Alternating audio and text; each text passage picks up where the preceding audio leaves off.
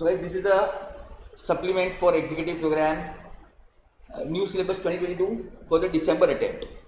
However, for the June attempt, this will not be applicable.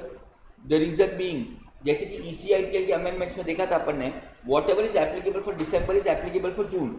But in JIGL, whatever is applicable for December is only applicable for December, not applicable for further attempts. The reason being, ये पूरा portion ही JIGL change हो गया है for the June 2024, right? So this is the last attempt of this syllabus, in which we have, as you can see, they've given amendments in how many chapters totally? 9. How many chapters? So in this 9 chapters, if you see the law of civil procedure, the law relating to specific relief, law relating to limitation, arbitration, IT have already undergone a change, right? So these chapters have already undergone a change. Just a second.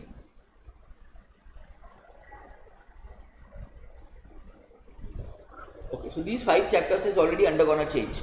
तो ये amendment सिर्फ इस time के लिए applicable है, only for the attempt of December, है ना. अब यहाँ पे मैं बताता हूँ इन्होंने किया क्या है कि except barring 2 chapters, you know, barring 2 chapters, that's A is the IT Act and B is the Arbitration Act.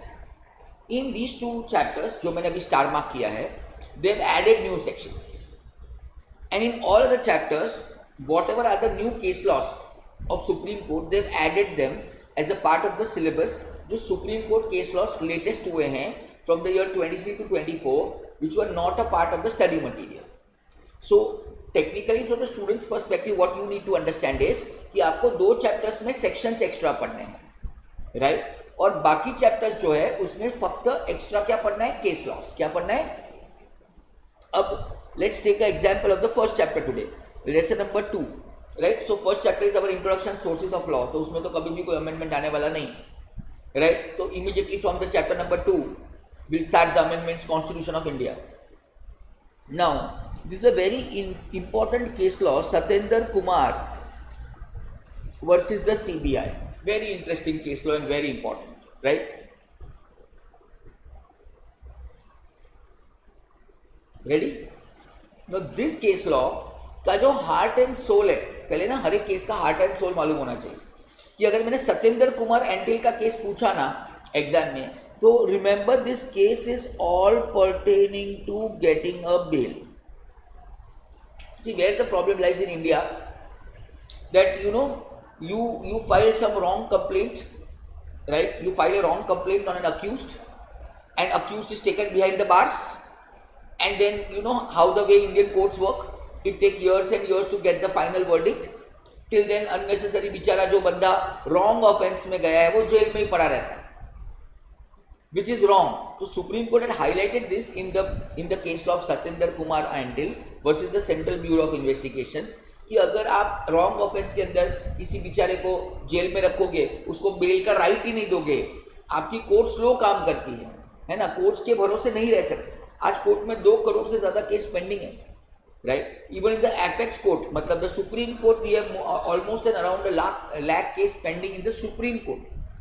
83,410 if I'm not wrong as on today, because last week the data was released by the new Chief Justice of India, right, Honorable Sanjeev Khanna ji. So it was somewhere close to 83,410 cases pending only in the apex court, and more than 1.95 crore cases pending in the lower courts. तो बेचारे को bell ही नहीं मिलेगा. So therefore Supreme Court has said that the principle that bail is the rule, try to understand, jail is an exception. बहुत बड़ा शब्द बोला है सुप्रीम कोर्ट. क्या बोला है? बेल इज अ रूल के हिसाब से बेल मिलना चाहिए, पर जेल इज एन, मतलब बहुत एक्सेप्शनल सर्कमस्टांस में जेल भेजो. और आप क्या कर रहे हो? Jail is the rule. अभी प्रेजेंट इंडिया में क्या चल रहा है? Jail is the rule, jail भेज देते हैं, एंड बेल इज एन, बहुत कम लोग बेचारे बेल पे आ पाते बाहर. Are you getting what I am telling? So this is a very important principle what has now entered into Indian judiciary system. वापस बोलता हूँ, क्या बोला? बोलो मैंने, जल्दी बोलो, जोश में आओ. Bail is the rule, and ये बहुत इंपॉर्टेंट बात है ना. And this is nothing but connected to article 21. Why? What is article 21? Will tell me. Personal liberty and freedom.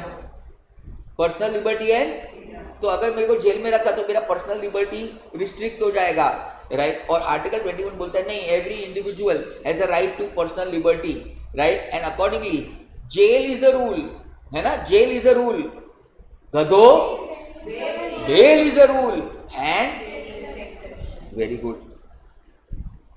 अब for the all the investigating agencies including the police force, I repeat, including the police force, all the investigating agency like crime branch, that is the Central Bureau of Investigation, the crime branch, the ACB, है ना, the DIU, the DI, मतलब जितने भी India में enforcement agencies है जो लोग law enforce करते हैं, इन्वेस्टिगेट करते हैं, लाइक ईडी, एनफोर्समेंट डायरेक्टरेट, इनके लिए सुप्रीम कोर्ट ने कुछ डायरेक्शंस इशू किए हैं।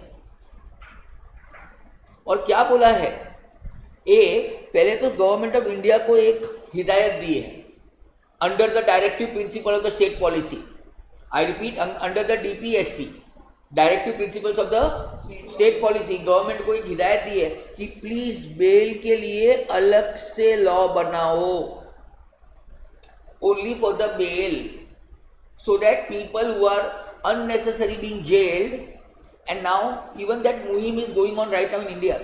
These guys are identifying all the accused, जहाँ पे अभी डे बिफोर यस्टरडे की बात करो, डे बिफोर यस्टरडे मतलब 2 दिन पहले, ये बहुत हाईलाइटिंग मैटर है। प्रेजेंटली न्यूज़पेपर में भी पूरा दिन यही छाया हुआ है, अखबार का पहला पन्ना खोलो यही न्यूज़ चल रही है। And that's the reason for the current attempt this answer becomes very important, because examination को भी मालूम है कि ये रिसेंट इश्यूज। तो जेल में ऐसे लोगों को आइडेंटिफाई कराया जा रहा है जो लोग अननेसेसरी जेल काट रहे हैं, जिनके अगेंस्ट अभी तक चार्जशीट भी फाइल नहीं हुई, और ऐसे लोग जो जेल बेचारे काट रहे हैं उनको ये लोग जेल से रिलीज कर रहे हैं। क्या कर रहे हैं? क्योंकि यार तुम्हारे अगेंस्ट चार्जशीट फाइल नहीं हो रही है, मतलब इन शॉर्ट तुम्हारे अगेंस्ट जो मुकदमा था वो गलत था, सामने वाला खाली FIR दर्ज करके गायब हो चुका है। अगर आपके अगेंस्ट इन्वेस्टिगेशन होगा तो पुलिस चार्जशीट फाइल करेगी, चार्जशीट फाइल करेगी तो गुनाह साबित होगा। यहाँ तो कुछ हो नहीं रहा है, आप सिर्फ जेल काट रहे हो बेचारे। तो ऐसे केसेस को आइडेंटिफाई करना शुरू कर दिया है लास्ट दो दिन पहले से, और उनको जेल से रिलीज करना भी शुरू कर दिया इंडियन कोर्ट्स ने।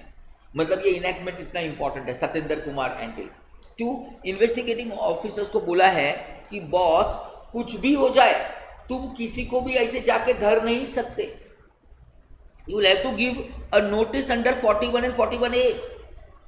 अरेस्ट को पहले नोटिस देना पड़ेगा। कॉन्स्टिट्यूशन ऑफ इंडिया में ये ऑलरेडी इंपॉर्टेंट आंसर था। Notice of 41 and 41A was most important answer of constitution of India. इससे इंपॉर्टेंट तो कुछ है ही नहीं, यही सबसे इंपॉर्टेंट था। तो बोला बॉस आप ऐसे अरेस्ट नहीं कर सकते। 41A क्या बोलता है कॉन्स्टिट्यूशन का? 41A बोलता है कि जब आप अक्यूज को अरेस्ट करने जाओ उसके पहले उसे नोटिस दो कि हम तुम्हें अरेस्ट करने क्यों ना आए, एंड उसका रिप्लाई देने आओ हमसे मिलने पुलिस स्टेशन। और अगर अक्यूज पुलिस स्टेशन आता है, रिप्लाई देता है, तो हम ऐसे उसको अरेस्ट नहीं कर सकते। It is not easy to arrest anyone कि तुम किसी घर पे पहुंच गए उठा के ले गए, अपने यहाँ तो वही चल रहा था। 41 और 41A का नोटिस दिया ही नहीं जा रहा था। But now Supreme Court have become really very strict on this section, and this sections are already highlighted already in your study material in a very beautiful manner in the case law of Arnesh Kumar, which is already a very important case law under Constitution of India. 2 और गलती से, I repeat, अगर गलती से तुमने बिना 41 या 41A का नोटिस दिए किसी को भी अरेस्ट किया तो बॉस बंदा कोर्ट में आएगा और हम तुम्हारी परेड लेंगे। तो इन्वेस्टिगेटिंग एजेंसी को भी डर है कि मैं डायरेक्ट किसी को ऐसा उठा नहीं सकता, क्योंकि उठाएंगे तो जेल में डालेंगे ना, उठाएंगे ही नहीं तो। 3 कोर्ट्स को भी सेटिस्फाई करना पड़ेगा कि 41 और 41A का नोटिस दिया था कि नहीं, और अगर नहीं दिया था चुपचाप कोर्ट भी बेल दे देगा। मान लो सेकंड पॉइंट में इन्वेस्टिगेटिंग एजेंसी ने 41, 41A छोड़ दिया, फिर भी अक्यूज को उठाया, तो उठा के मैजिस्ट्रेट के सामने तो लेके जाना पड़ेगा। तो मैजिस्ट्रेट सबसे पहला सवाल क्या पूछना चाहिए? Before even listing the case, supreme court ने बोला है तो करना ही पड़ेगा मैजिस्ट्रेट को। मैजिस्ट्रेट को क्या बोला है? पूछो कि पहले 41, 41A का नोटिस दिया था क्या? मालूम पड़ा नहीं दिया था, बात आगे सुनना ही नहीं है, सीधा छोड़ दो। Are you getting my point very clear? Case सुनना ही नहीं है, and that's the reason 41 and 41A were already the most important answer. Exam में सबसे ज्यादा बार अगर कोई आंसर कॉन्स्टिट्यूशन में से आया है तो 41 और 41A ही आया है। फोर्थ, ये सारे स्टेट गवर्नमेंट, सारे यूनियन टेरिटरी, सारे सबको ये एप्लीकेबल कर दिया है। इसके लिए कोई भी अलग से बेल एप्लीकेशन देने का ज़रूरत नहीं है। ये इन्होंने बोला है बॉस, ये जो हमने बोला है इसको स्ट्रिक्टली कंप्लाई करना। ये मजाक में नहीं बोला है सुप्रीम कोर्ट ने, वो बोले इसका स्ट्रिक्ट कंप्लायंस होना चाहिए देश भर में। That is supreme court is saying, not me saying. हाँ, एंड लास्ट, स्टेट गवर्नमेंट और सेंट्रल गवर्नमेंट कोई भी हो सबको मानना पड़ेगा, इवन स्पेशल कोर्ट्स को मानना पड़ेगा, हाई कोर्ट्स को मानना पड़ेगा। और जितने भी पोजीशन खाली है, इंडिया में प्रॉब्लम है कोर्ट्स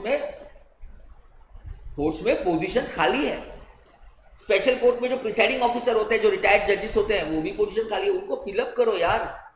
फिलअप नहीं करोगे तो नीचे की अदालत में मुकदमे पेंडिंग होते जा रहे हैं, तो उसका इफेक्ट ऊपर की अदालतों में आ रहा है। तो उनकी वैकेंसीज फिलअप करना भी सुप्रीम कोर्ट ने बोला है। नेक्स्ट, सुप्रीम कोर्ट ने यह भी बोला है कि हाई कोर्ट्स को बोला है बॉस, पहले जितने भी अंडर ट्रायल प्रिजनर्स है, जो मैं अभी बताया 2 दिन पहले हुआ, यही काम चल रहा है 2 दिन पहले, एग्जैक्टली ये लाइन चल रही है। जितने अंडर ट्रायल प्रिजनर्स हैं, जिनके ट्रायल शुरू हो गए और वो अंडर ट्रायल प्रिजनर है, मतलब अब तक प्रूव नहीं हुआ है कि वो गिल्टी है, ट्रायल इज ऑन, जो लोग अगर बेल की कंडीशन को नहीं फुलफिल कर पा रहे हैं, क्यों नहीं कर पा रहे हैं? क्योंकि बेल के लिए कितनी बार 15,000 रुपए का बॉन्ड देना पड़ता है, 10,000 रुपए का बॉन्ड देना पड़ता है, कभी कभी 2 श्योरिटी देना पड़ता है। बेल के बहुत सारे कंडीशंस होते हैं, और मान लो वो बेचारे अंडर ट्रायल प्रिजनर है, वो गरीब है, वो 15,000 रुपये नहीं अफोर्ड कर पा रहे हैं, या उनका कोई 15,000 भरने को नहीं आ रहा है, कोई बात नहीं, उनको भी रिलीज करो, छोड़ दो सबको, जेल खाली करो। तुमने जेल कचरे के माफिक भर दिया है। So these are all important landmark judgments in India. Next, और ये जेल खाली करना शुरू कर दिया है, मतलब by the time I am talking to you today, this exercise is already begin. So I would like to show you something extra on the Google directly. क्या पढ़ा हमने अभी, क्या पढ़ा? अंडर ट्रायल प्रिजनर्स, क्या पढ़ा बोलो? So here it is, under trial prisoners, यही पढ़ा ना? गेटिंग रिलीज्ड फ्रॉम जेल, बराबर है? Here it is. Year 2 days ago, did I tell you 2 days ago? क्या मैंने बोला था आपको? अरे बोलो हाँ, क्योंकि मैं तो हर चीज पढ़ता हूं, आपको पता है, totally updated to whatever is happening in our country. क्या पढ़ा है, पढ़ो। So that's hence proved whatever I am teaching in the Supreme Court judgment is being implemented by the government of India. That's the reason this amendment, here see here, supreme court ने 2 दिन पहले वापस, supreme court ने भी क्या बोला है, पढ़ो। The last person matters most.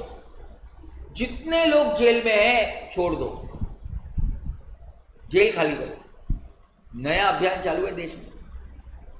Are you getting my point very clear? Please, here, Times of India, 3 days ago, what is the news? Identify all the under trials eligible for. Supreme court ने किसको बोला? भाई ये matter daily limelight में है, exam में ये नहीं आएगा तो क्या आएगा? I don't understand. Is that very very clear? तो आपको लाइन बाय लाइन जो मैं पढ़ा रहा हूँ वो पढ़ना है, और उसके बाद अगर श्योरिटीज मांगी गई थी, मैंने आपको बोला ना, उनसे 2 श्योरिटी मांगी जाती है, वो भी ध्यान में रख के उनको प्लीज आजाद करो। नेक्स्ट, ऐसे काम district level, high court level सबको करना है। बेल एप्लीकेशन को 2 हफ्तों के अंदर, 14 दिन के अंदर इंसान को छोड़ दो, 14 days। एंड लास्ट, अगर कोई एंटीसिपेटरी बेल मांग रहा है, यू नो एंटीसिपेटरी बेल मतलब बिफोर द अरेस्ट, तो विदिन 6 वीक्स, विदिन 6 हफ्ते के अंदर अंदर उसे एंटीसिपेटरी बेल दे दो, until unless someone is opposing it. कोई बोल रहा है मत, इसको मत छोड़ो भाई, ये गुनहगार है, someone is not intervening it and only someone has filed an anticipatory bail, but सामने वाला ऑब्जेक्शन नहीं ले रहा है, तो 6 वीक्स में डिस्पोज कर दो। अगर ऑब्जेक्शन ले रहा है तो कोर्ट को सुनना पड़ेगा।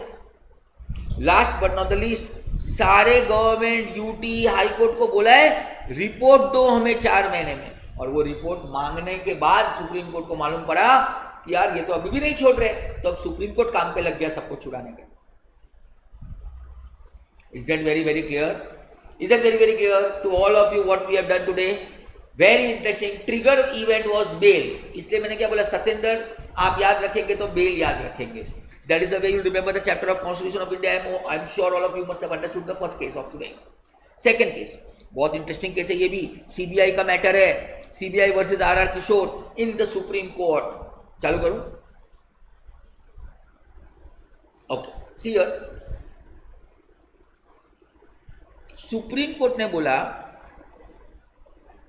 that whether the declaration made in case of Subramaniam Swamy versus the director of CBI under section 6A of the Delhi Special Police Establishment Act, Delhi police जो है ना वो इस एक्ट में एस्टेब्लिश्ड है, क्योंकि महाराष्ट्र एक फुल फ्लेजेड स्टेट है. So Maharashtra police is a state government है, बट यहाँ पे it is Delhi special police establishment act 942. ये जो है ना ये अनकॉन्स्टिट्यूशनल है ये declaration. And Article 20, what is Article 20? Who will tell me what is Article 20?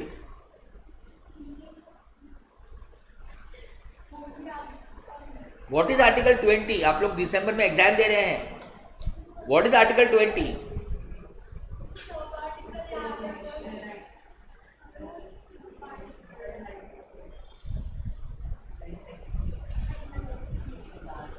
What is Article 20 of the Indian Constitution? This is very important, article number 20.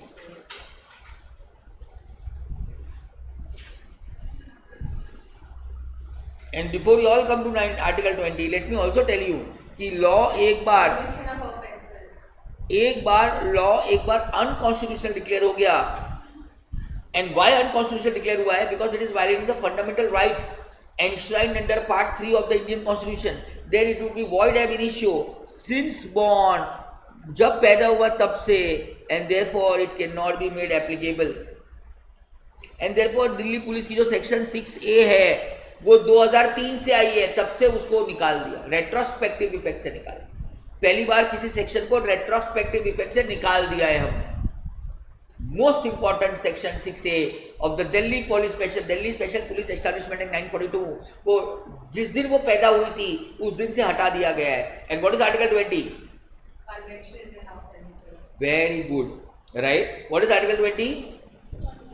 Whenever you are convicted in any offense, you have a right to freedom. अरे हाँ या ना? So please section 6A को निकाल दिया गया है. CBI versus RR Kishore. Next, and the last case of constitution which is getting added there is PHR Invent Education Society versus UCO Bank and others, Supreme Court case. So what is Article 226?